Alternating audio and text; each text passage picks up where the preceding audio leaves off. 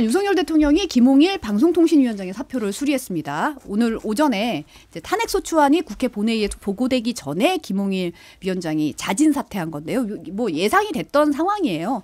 지금 후임으로 이진숙 전 대전 MBC 사장이 거론된다는 언론 보도가 나오고 있습니다. 이 상황 어떻게 보시고 계시죠? 뭐 충분히 예상되던 상황이죠. 지난번에 아마 이동관 전 위원장 같은 경우에도 보고가 되니까 바로 사퇴를 했고, 그다음에 이제 권익위원장이던 이분이 오셨는데, 저는 아마 이제 방통위의 지금 가장 큰 문제는 결국은 이제 5인 체제인데 2인 체제로 운영되고 있는 거잖아요. 그러니까 사실은 뭐 정족수에 대한 규정은 없어요. 그러면 사실 1인으로 해도 돼요.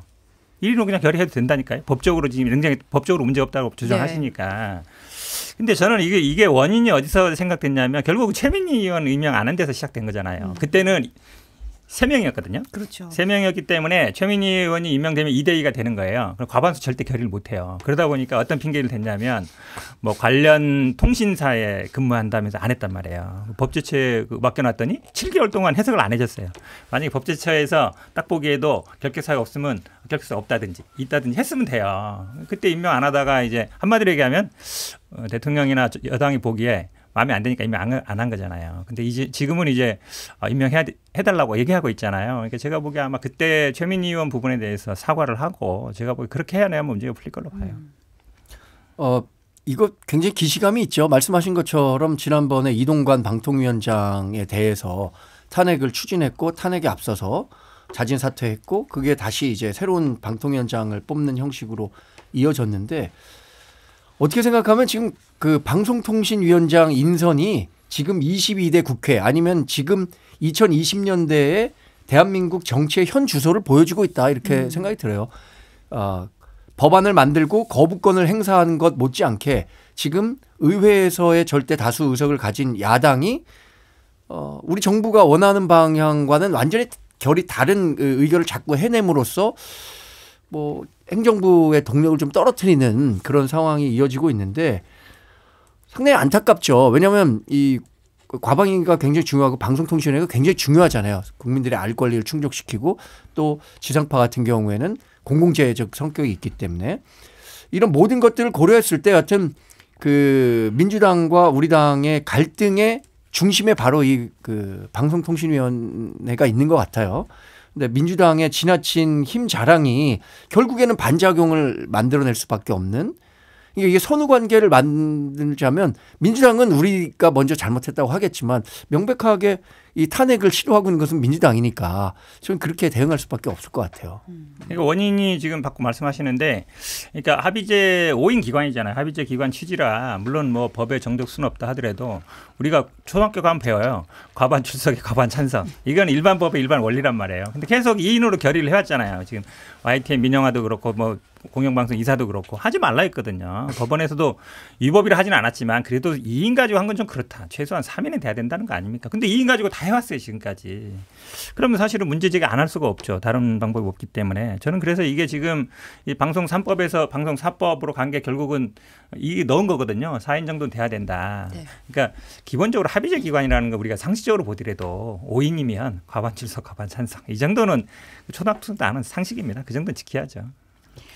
어떻게 운영돼야 될지 또 MBC의 운명이 달려있다 보니까 구성으로서는 마음이 착잡합니다. 네. 사실 제일 그 중요한 현안 가운데 하나가 MBC 방문진 이사회를 그렇죠. 어떻게 구성하느냐에 관한 문제잖아요. 그렇죠. 임기가 8월이니까요. 생각해 보시면 뭐 두 분들 생각이 좀 다를 수도 있겠지만 지금 그 정권이 바뀐 지가 2년이 넘었습니다. 그런데 방문진 이사진들은 2년 2개월 동안 변함이 없었고요. MBC 사장님도 그대로 있는데 2017년에 정권 바뀌었을 때 생각을 한번 해보신다면 지금의 상황이 조금 비정상적인 거 아닌가요?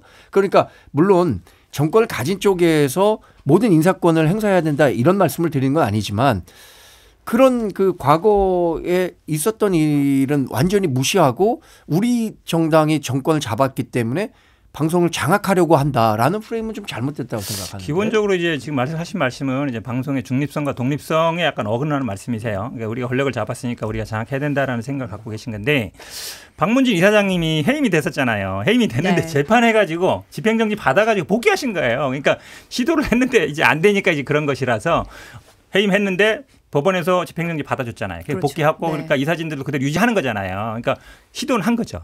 그런 걸 모르시고 하시는 말씀 같아요. 지금. 저는 그래서 뭐 하여튼 그 MBC와 관련한 문제는 파고들수록 굉장히 복잡한 사안으로 들어갈 수밖에 없지만 일정 정도의 뭐 신사협정 이런 것들이 좀 있었어야 되는 거 아니에요? 그래서 지금 뭐 우리 민주당 안이 낸 게 한 20인 이상 이렇게 이사를 확장시켜서 하자는 아니었고 이게 계속 얘기가 되었던 거죠. 그리고 지금 아마 이제 앞으로도 계속 이렇게 될 것 같아요. 지금 이진숙 전 MBC 사장 같은 경우 대전 MBC 사장이죠. 이분 같은 경우도 오시면 아마 뭔가 지금 하려는 게 지금 박문진 이사 교체하고 이걸 할 거 아니에요. 그럼 민주당은 아마 왜 2인 갖고 또 하냐. 또 탄핵하는 거고 제가 보기에는 계속 반복될 수밖에 없다. 지금 신사협정 말씀하셨는데 그럼 여야가 방송법이든지 아니면 말씀처럼 정권이 바뀌었다고 그러면 사장도 바뀌어야 되느냐 이거를 계속 할 수밖에 없는 거잖아요. 그래서 근본적인 해결을 하려면 우리 민주당에서 아는 그걸 좀 확장해서 그러니까 정권이 바뀌더라도 쉽게 얘기하면 사장을 바꾸거나 어떤 그런 구조 개혁을 하지 말자 이걸로 저는 가는 수밖에 없다고 봐요. 저는 일단 구성원으로서 잠깐만 첨언을 드리면